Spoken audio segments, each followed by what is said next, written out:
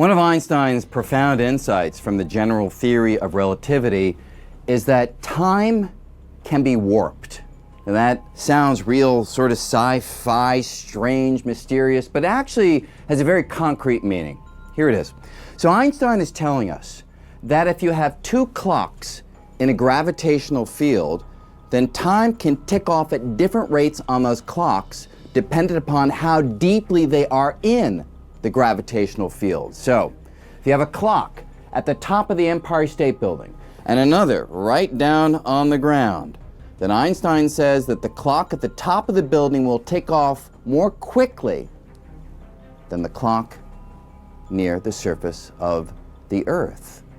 Now, you might say, if that's true, right, why don't we know about it, right? You've never experienced that. And the reason is, Earth's gravity is just too mild for these effects to be visible in everyday life. But if you go out into space and you put clocks near objects with more gravity, then the effects can become obvious. So here's the sun, two identical clocks. As this one gets closer and closer to the sun, feeling the gravity more and more, it will tick off time more slowly than this clock. But even for the sun, look, it's very hard to see any difference between these two clocks.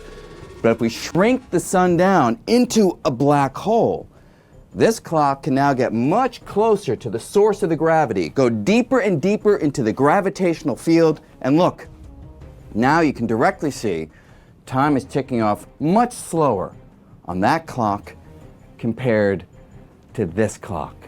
And that's what we mean by warped time. And even near the surface of the Earth, where these effects are tiny, they have been confirmed through observations.